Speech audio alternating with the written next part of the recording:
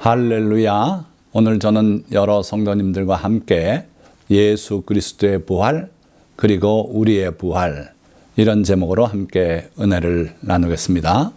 오늘도 이 설교 동영상을 시청하시는 모든 분들께 주님의 크신 은혜가 넘치시기를 예수 그리스도의 이름으로 축원드립니다.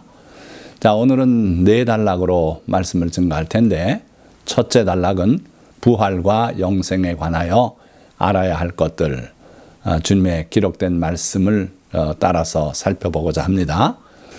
자, 첫째는 에덴 동산에 두셨던 생명나무인데 여호와 하나님이 그 땅에서 보기에 아름답고 먹기에 좋은 나무가 나게 하시니 동산 가운데에는 생명나무와 선악을 알게 하는 나무도 있더라.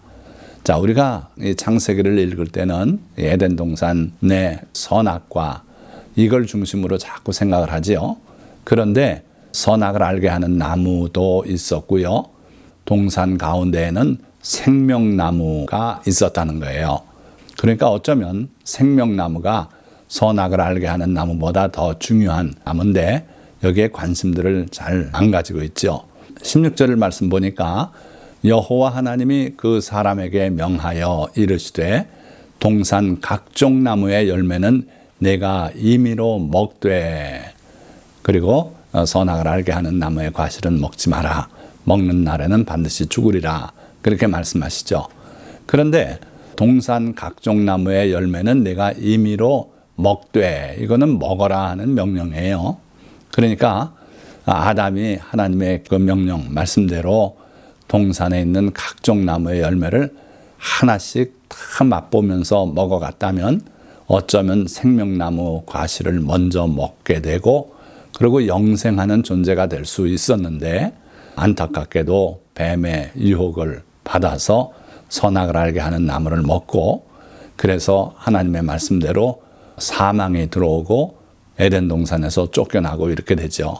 그러니까 원래 하나님의 뜻은 생명나무, 영생을 얻게 하는 그 나무의 열매를 우리가 먹기를 원하시지 않았겠느냐 하는 거죠. 자, 또 창세기 3장 22절, 24절의 말씀을 보니까 여호와 하나님이 이르시되 보라, 이 사람이 선악을 하는 일에 우리 중 하나같이 되었으니 그가 그의 손을 들어 생명나무 열매도 따먹고 영생할까 하노라 하시고, 자, 이 생명나무는 분명하게 그 열매를 먹게 되면 영생하는 그러한 하나님의 신비로운 나무였어요.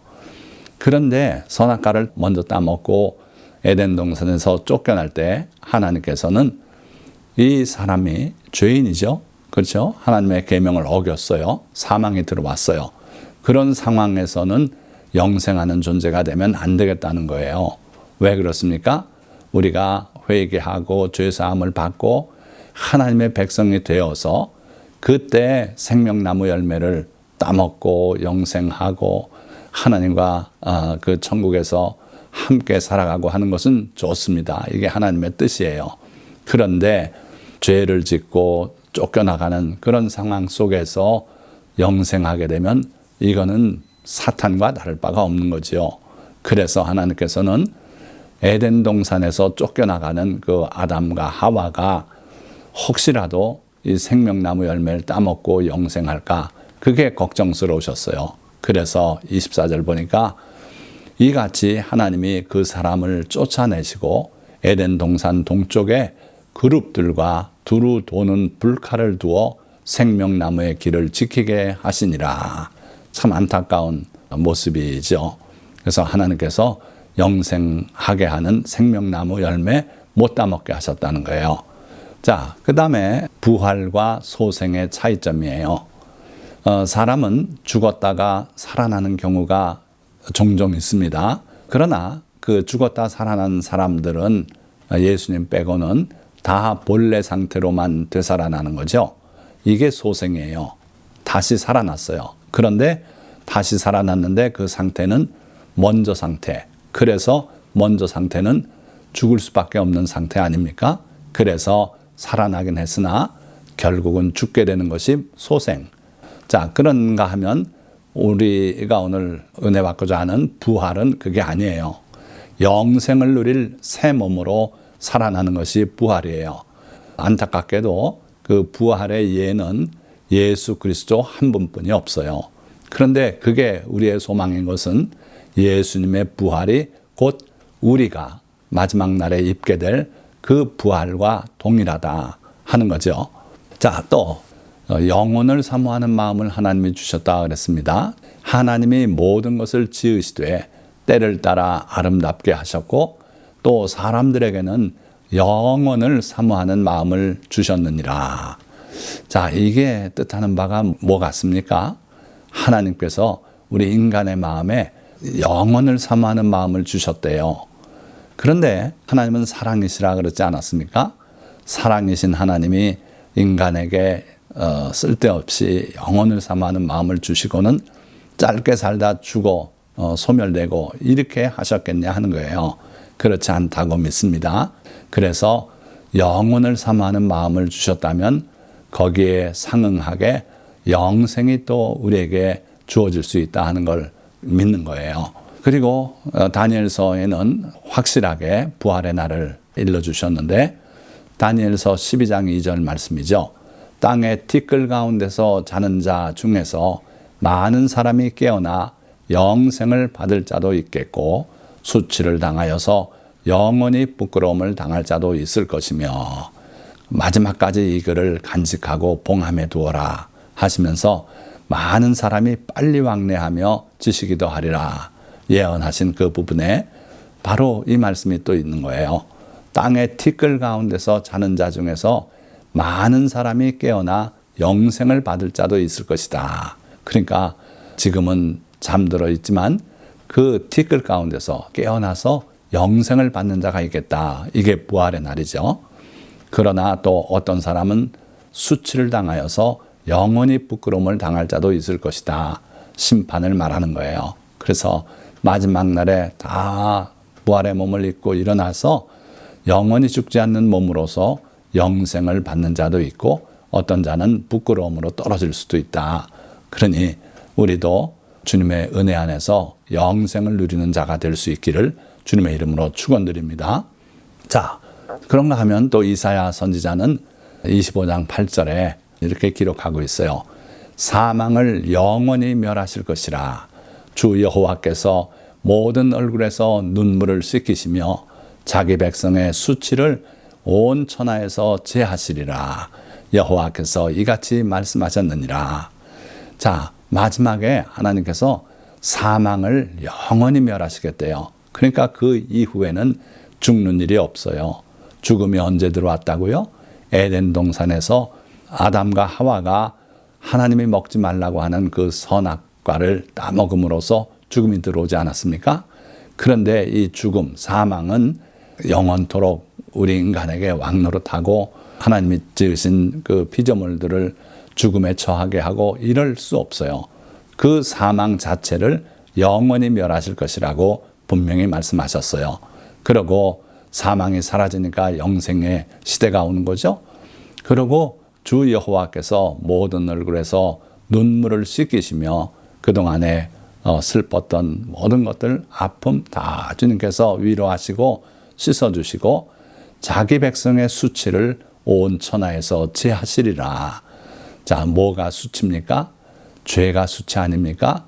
죄 짓고 하나님 앞에 벌거벗은 상태로 드러날 때 얼마나 수치스럽습니까?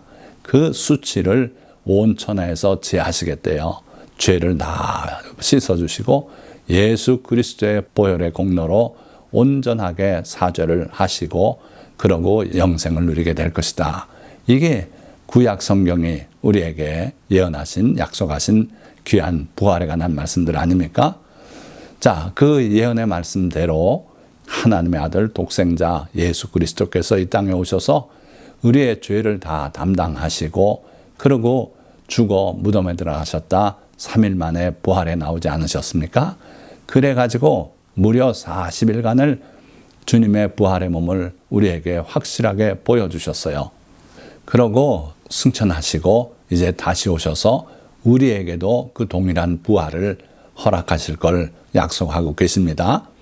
자, 예수님의 부활을 우리가 조금 더 자세히 보면 예수님의 부활은 그냥 일순간에 일어난 일이 아니고 여러 차례 예고되었던 부활이에요. 예수님 스스로가 예언하셨고 또 구약에 기록된 예언의 말씀들이 그걸 증거하고 있습니다. 그 다음에 예수님이 부활하셨을 때 그 빈 무덤에 앉아있던 천사들이 여인들에게 증거하지 않습니까? 너희가 산 자를 죽은 자 가운데서 찾고 있구나. 예수님은 여기 계시지 않고 살아나셨느니라. 이렇게 부활의 기쁜 소식을 전해주셨어요. 그리고 그 여제자들이 예수님을 직접 만나 뵙고 뛰어가서 제자들에게 부활 소식을 전하지 않습니까? 자, 말씀으로 하나씩 더 보겠습니다. 이날 곧 안식 후 첫날 저녁 때에 제자들이 유대인들을 두려워하여 모인 곳에 문들을 닫았더니 제자들이 두려움 가운데서 모여 있었어요. 예수님은 돌아가셨고 3일째 되는데 아무 소식 없고 소망이 뭐가 있겠습니까? 예수님만 바라보고 달려온 그들인데 아무 소망 없이 유대인들이 또 자기들까지 박해를 가하지 않을까 두려워서 그들이 모인 곳에 문들을 닫았다 그랬어요. 그런데 예수께서 오사 가운데 서서 이르시되 너희에게 평강이 있을지어다. 예수님께서 호련히 그 닫힌 문 안에 그들이 모여있는 그 실내에 나타나셨어요. 그러니까 예수님의 부활의 몸은요, 물리적 제한을 초월한 그러한 부활의 몸이다. 우리도 나중에 그 부활의 몸을 입고 영원히 살 것 생각하면 참 감사해요. 가고 싶은 곳에 순간적으로 가 있을 수 있는 그런 몸이다 하는 거죠. 그래서 예수님께서 그들 가운데 그렇게 나타나셔서 이르시되 너희에게 평강이 있을지어다. 이 말씀을 하시고 손과 옆구리를 보이시니 제자들이 주를 보고 기뻐하더라. 두려워했던 그들에게 기쁨이 넘쳤어요. 또 누가복음은 내 손과 발을 보고 나인 줄 알라. 발도 보여주셨어요. 또 나를 만져보라. 영은 살과 뼈가 없으되 너희 보는 바와 같이 나는 있느니라. 이 말씀을 하시고 손과 발을 보이시나 그들이 너무 기쁨으로 아직도 믿지 못하고 놀랍게 여길 때에 이 부활이라는 것은 인간의 상식으로 이성으로는 도저히 이해가 되지 않는 일이죠. 그러니까 너무 기쁜데도 믿지를 못하고 그저 놀랍게 바라보고 있을 때 예수님께서 이르시되 여기 무슨 먹을 것이 있느냐 하시니 이에 구운 생선 한 토막을 드리니 받으사 그 앞에서 잡수시더라. 그러니 이제는 예수님이 유령이나 이런 존재가 아니고 분명히 다시 살아나셨구나. 이렇게 믿을 수밖에 없게 됐죠. 또한 사도 요한에게는 나중에 천국으로 불러 올리셔서 환상 가운데 이렇게 말씀했어요. 두려워하지 말라. 나는 처음이요 마지막이니 곧 살아있는 자라. 내가 전에 죽었었노라. 볼지어다 이제 세세토록 살아있어 사망과 음부의 열쇠를 가졌노니. 예수님은 이런 분이시다는 거예요. 내가 전에 죽었었노라. 십자가에 못 박혀 돌아가셨고 장사 지낸 바 되어 무덤에 머무르셨고 제3일에 다시 살아나셨어요. 그런데 그 주님은 볼지어다 이제 세세토록 살아있어 사망과 음부의 열쇠를 가졌노니. 그래서 우리 주님은 부활의 주님이시요 이런 모습으로 지금도 우리를 감찰하고 계시다. 자, 세 번째 단락, 부활하신 주님을 만나본 사람들. 자, 첫째는 빈 무덤을 떠날 수 없었던 막달라 마리아. 부활의 첫 소식을 전한 사람은 바로 이 여제자 막달라 마리아였다. 어떻게 해서 그런 영광을 누릴 수 있었습니까? 안식 후 첫날 새벽에 예수님의 무덤을 찾아 나갔어요. 아무 소망을 가질 수 없는 그런 상황이죠. 그러나 예수님의 무덤 앞을 가로막고 있는 큰 돌을 누가 옮겨줄 것인가 걱정하면서 가고 있는데 보니까 그 무덤을 막았던 돌이 굴러져 있었고 그리고 병사들이 떨고 있고 그리고 무덤을 들여다보니 비어 있었어요. 그때 천사 둘이 그들에게 기쁜 소식을 전했지요. 너희가 예수를 죽은 자 가운데서 찾는구나. 그가 여기 계시지 않고 살아나셨느니라. 그래서 막달라 마리아가 예수님의 부활 소식을 접했지만 그 무덤을 떠날 수 없었어요. 예수님이 살아났다는 천사의 말을 듣고도 그는 예수님의 시체를 찾고 있는 거예요. 예수님을 지극히 사랑하는 이 막달라 마리아였지만 그 부활의 소식은 정말 이성적으로 믿어지지 않았던, 받아들일 수 없었던 그런 상황이었어요. 자, 그러나 어쨌든 그 여인이 빈 무덤을 떠나지 못하고 무덤 바깥에서 울고 있을 때 예수님이 동산지기처럼 나타나셔서 주님을 만났던 막달라 마리아고 또 두 번째는 시몬 베드로, 이분은 어땠습니까? 남달리 주님을 사랑했어요.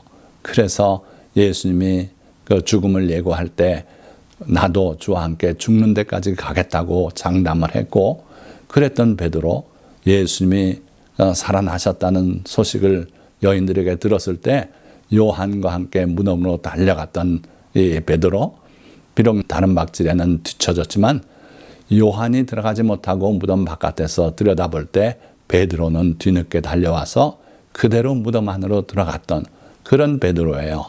또 그런가 하면 주님께 이스라엘 나라를 회복할 것을 기대를 걸었던 글로바와 또 한 제자, 예수님께서 무참히 돌아가시고 제자들은 흩어지고 그럴 때 그들도 역시 가까운 엠마오라고 하는 마을로 귀향을 하고 있었어요. 그때 예수님께서 나타나셔서 그들을 다시 뜨거운 마음을 주시고 예루살렘으로 돌아가게 하지 않았습니까? 자, 이 두 제자는 왜 주님께서 특별하게 또 나타나셨습니까? 보니까 그들은 예수님에 대해 기대를 가지고 있었어요. 오늘날 우리가 부활주의를 맡고 있지만 예수 그리스도의 부활에 대해서 그렇게 뜨거운 마음으로 기대하고 주님을 사랑하고 그러고 있습니까? 그렇지 않은 것 같아요. 온 세상에 시끄러운데 관심이 더 가고 예수님의 부활은 그랬으려니 하고 그러고 있는 거 아닙니까? 그런데 이분들은 유달리 주님을 사랑하고 또 기대를 주님께 걸었고 그랬어요. 또 한 사람 더 말씀드리면 디두모 도마, 나는 못 믿겠다 그렇게 선언하지 않습니까? 내 손을 주님의 옆구리에 넣어보고 내 손가락을 주님의 못자국에 넣어보기 전에는 믿지 않겠다고 그랬던 디두모 도마에게 주님이 나타나서 내 주먹을 여기 넣어봐라, 내 손을 여기 넣어봐라 그렇게 말씀해서 도마가 주는 나의 하나님이라고 고백하지 않습니까? 자, 이 디두모 도마, 저는 이분이 멀리 떨어져서라도 예수님의 고난당하는 모습을 다 목격하지 않았나. 그렇지 않았으면 그가 어떻게 예수님의 그 상처를 언급하면서 그 옆구리에 내 손을 넣어보기 전에는 믿지 못하겠다. 창 맞는 장면도 보고 그랬지 않았겠습니까? 자, 저는 그렇게 생각이 들어요. 그래서 다른 제자들은 다 멀리 사라지고 피신했지만 숨어서라도 예수님의 마지막 장면을 끝끝내 떠나지 못하고 봤던 사람이 도마가 아니겠는가 그렇게 생각이 되는 거예요. 자, 물론 이분들뿐 아닙니다. 그 후에 500여 형제에게 일시에 보이셨다고 고린도전서 15장 6절은 증언하고 있어요. 그래서 부활하신 주님을 만나본 사람들이 많다는 걸 알 수 있죠. 자, 마지막 단락입니다. 주님이 약속하신 우리의 부활이에요. 감사하게도 놀랍게도 주님은 우리의 부활을 약속하셨어요. 요한복음 6장 39절에서 40절 말씀 보니까 나를 보내신 이의 뜻은 내게 주신 자 중에 내가 하나도 잃어버리지 아니하고 마지막 날에 다시 살리는 이것이니라. 아멘. 할렐루야. 주님이 마지막 날에 다시 살린대요. 그것도 하나도 잃어버리지 아니하고. 그러니까 우리가 주님께 속한 자라면 주님은 한 사람도 빼지 않고 마지막 날에 다시 살리는, 그것이 바로 하나님의 뜻이래요. 자, 그러고요. 40절 말씀 보니까 내 아버지의 뜻은 아들을 보고 믿는 자마다 영생을 얻는 이것이니 마지막 날에 내가 이를 다시 살리리라. 내 아버지의 뜻은 아들을 보고 믿는 자, 예수 그리스도를 보고 믿는 자마다 영생을 얻는 이것이다. 그러니까 창세기에 에덴 동산에 생명나무 과실을 못 따먹고 쫓겨나온 것이 큰 한이 되지 않습니까? 그런데 이제는 그거 필요 없다는 거예요.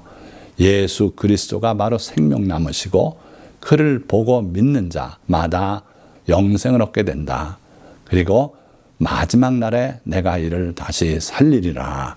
우리 부활의 시점은요, 마지막 날이에요. 예수님께서 마지막 날에 우리를 다 살리시고 그리고 심판을 베푸시겠다 하는 거예요. 물론 어린 양의 생명책에 그 이름이 기록된 자는 심판당하지 않고 천국으로 옮겨가는 그러한 은혜를 입을 줄 믿습니다. 자, 그러시면서 마태복음 22장 30절에는 부활 때에는 장가도 아니가고 시집도 아니가고 하늘에 있는 천사들과 같으니라. 놀랍지 않습니까? 우리가 부활할 때는 그 이후에는 지금과 같은 상태로 살아가지 않는다는 거예요. 하늘에 있는 천사들과 같다. 그래서 하나님의 천사들은 능력이 있고요. 이동이 자유롭습니다. 순식간에 여기에 임했다 사라지기도 하고 예수님의 부활의 몸이 그러지 않았어요. 그러니까 우리들도 그 부활의 몸을 입었을 때는 천사들과 같아질 것이다. 또 누가복음 20장 36절은 그들은 다시 죽을 수도 없나니 이는 천사와 동등이요 부활의 자녀로서 하나님의 자녀임이라. 그래서 우리가 부활의 몸을 입고 나면은 그때는 천사와 동등이고 우리는 부활의 자녀로 하나님의 자녀다. 그래서 다시 죽을 수도 없는 그러한 영생의 몸을 입게 될 것이다. 자, 그러면 말씀을 맺겠습니다. 하나님은 사람을 지으시고 에덴 동산 가운데에 생명나무를 두셨습니다. 그러나 아담과 하와가 선악과를 따먹고 동산에서 쫓겨날 때 하나님은 생명나무의 길도 막아버리셨습니다. 그것은 우리 죄를 담당하시고 십자가에 못 박히신 예수 그리스도를 믿는 자들에게만 영생을 주기 위함입니다. 오늘 이 설교 말씀을 들은 모든 성도님들은 예수 그리스도의 은혜 안에서 마지막 날 부활의 영광을 누리시고 영생하는 성도가 다 되시기를 예수 그리스도의 이름으로 축원드립니다. 기도하겠습니다.